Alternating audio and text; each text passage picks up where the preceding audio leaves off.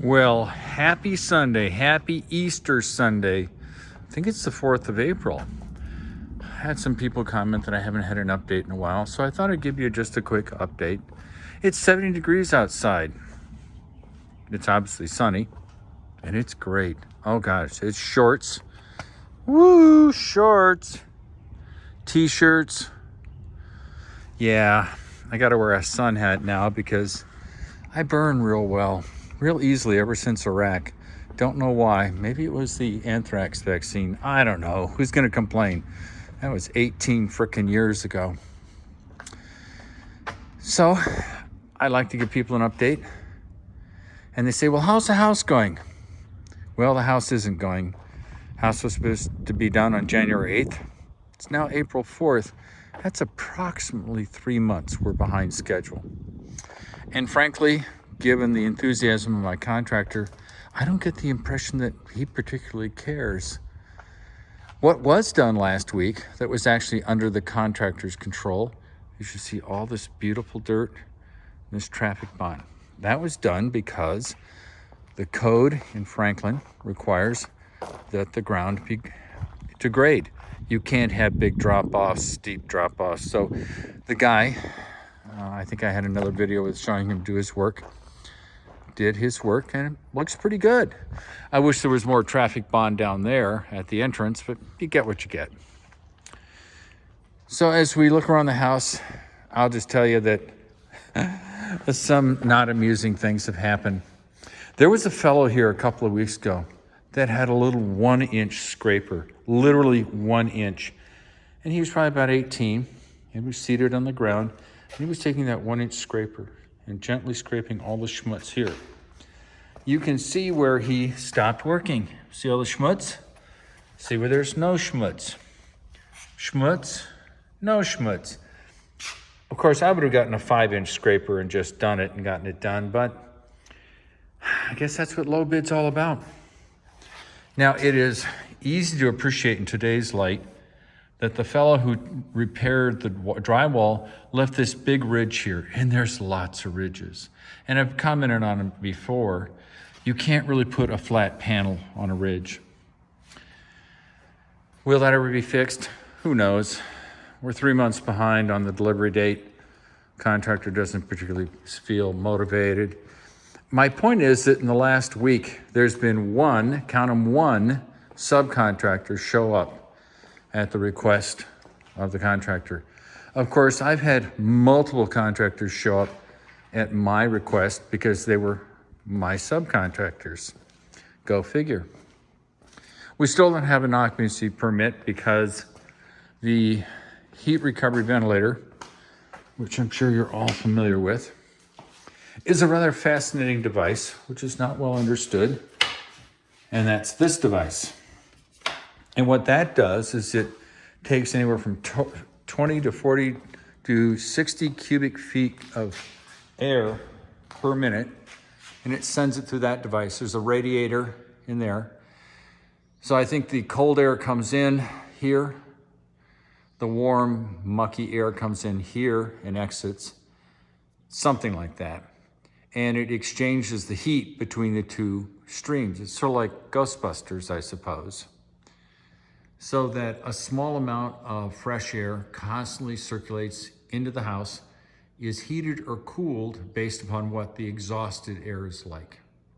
It's a very effective device, but unlike most exhaust fans that most inspectors are used to dealing with, and most people in fact, it doesn't create any noise. And that is running. You can't hear it.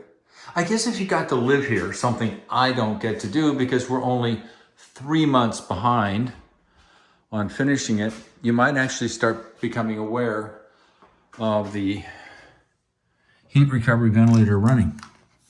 And it's not. There's 20, there's 40, and there's 60. Oh wait, I think I hear it. I do. Oh my gosh. It's running. And what it's doing is it's sucking the nasty air from in here out. Like I said, exchanging it for clean, crisp air in the outside. Ooh, can I run it here? Oh, we got it to 60 there too. Oh, this thing is sucking. No pun intended. Oh yeah, it does make noise. Well, maybe something happened in the last few days.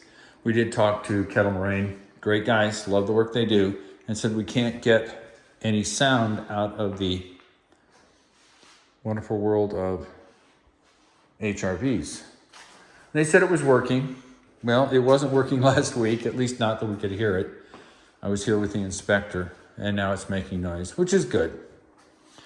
I'm going to get the instruction manual. I don't know if I mentioned it, but the glass was selected last week. I had to go twice because the person who was helping me at Bob's Glass didn't remember the 3 choices: the U-frame, the color of the glass, and the coating on the glass. Apparently it was a little more than could be handled by the person, so I had to spend another hour, go back down, do it all over again. And this time I took pictures, which seemed to insult her a little bit. And then I texted the pictures to my contractor because I don't want to be the one that says it's X, Y, and Z. He misinterprets it.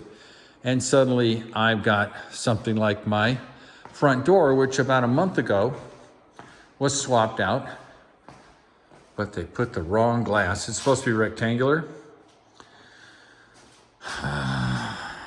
like this. Well, it ended up being square, just like the old door. And I didn't appreciate that this surface was the wrong surface. So I said to the contractor, excuse me if I've told you this story before, just swap out the door, it's the wrong door.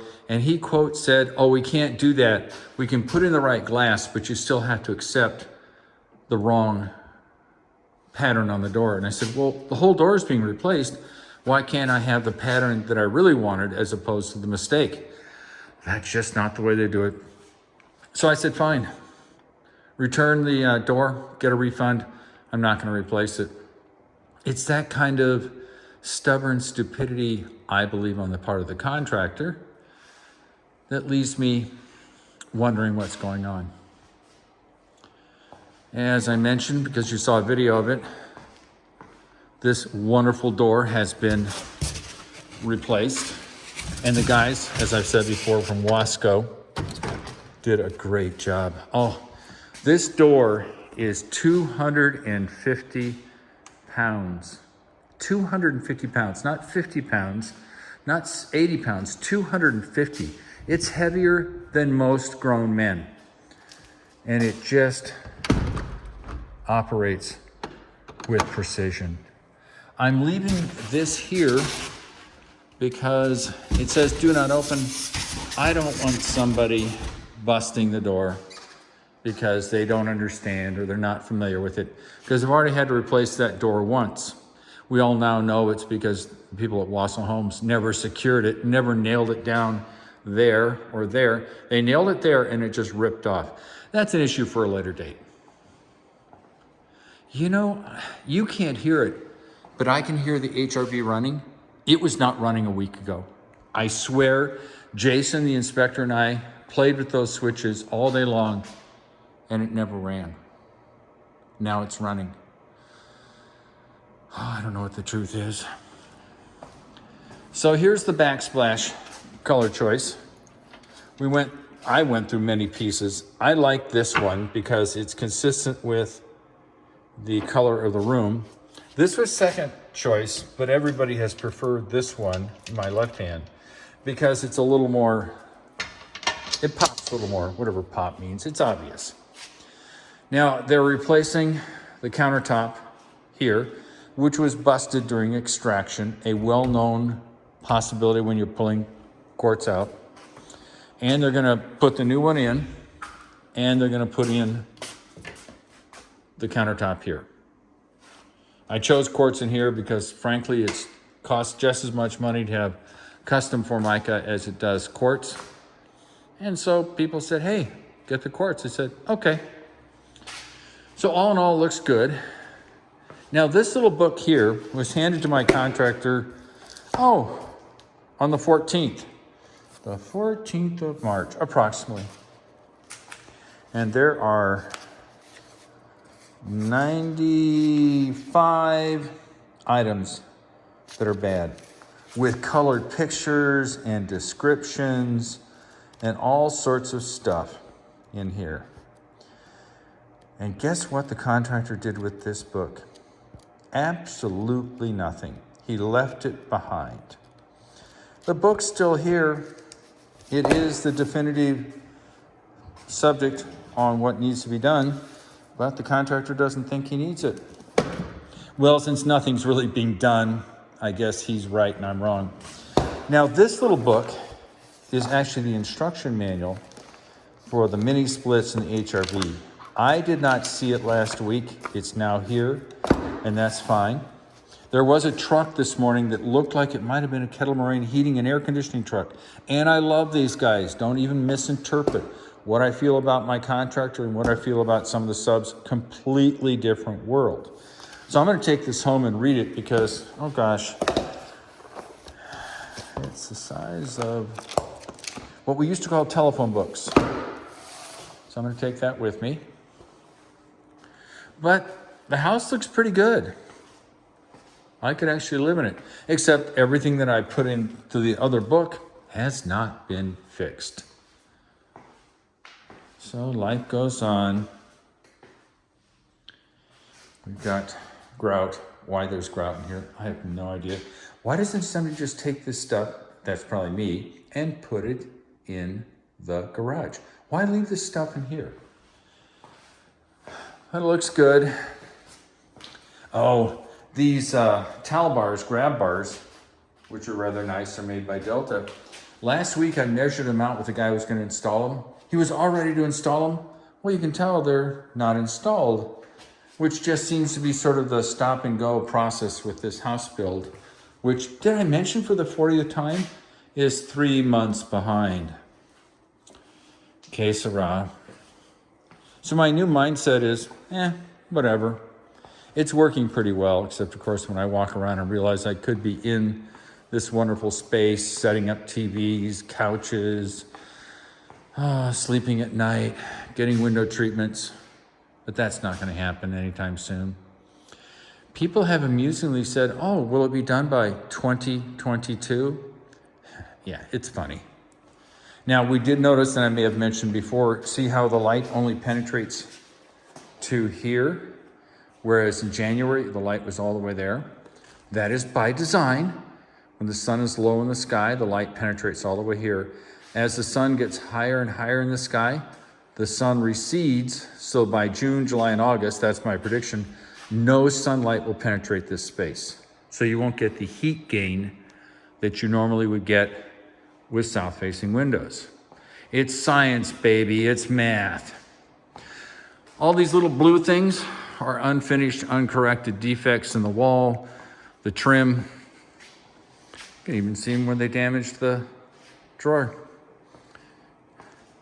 Yeah. So hopefully everybody likes this choice for the backsplash. I think it's kind of nice. See if I can actually get it to stand up. I probably can. I haven't been able to get it to stand up before. Yeah.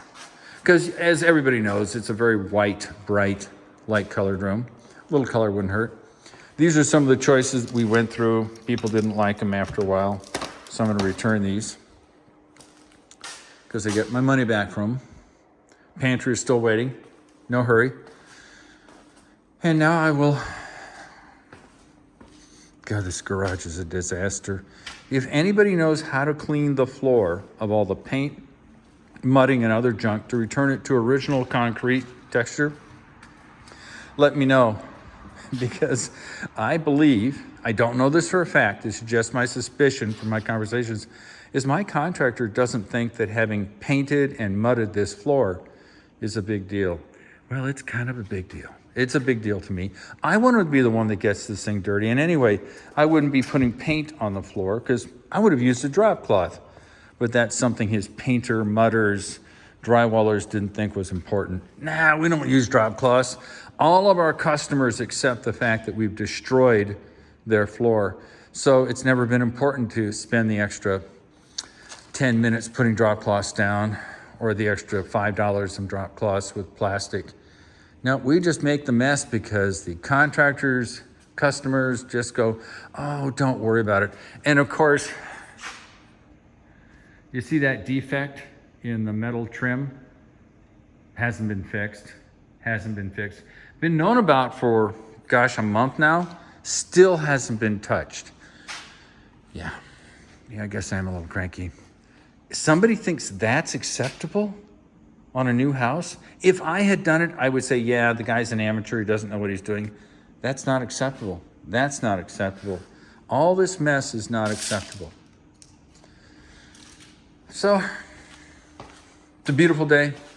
Went out to Easter dinner with some friends. Actually, Easter lunch. Just got back. So, that's what's going on. Hope everybody's having a wonderful Easter. I am. Weather's great. We're supposed to get some rain soon, which is fine. Knock down the dust. So everybody be happy, be satisfied, be grateful for a wonderful world we live in. I love you all, and I will talk to you later. Bye.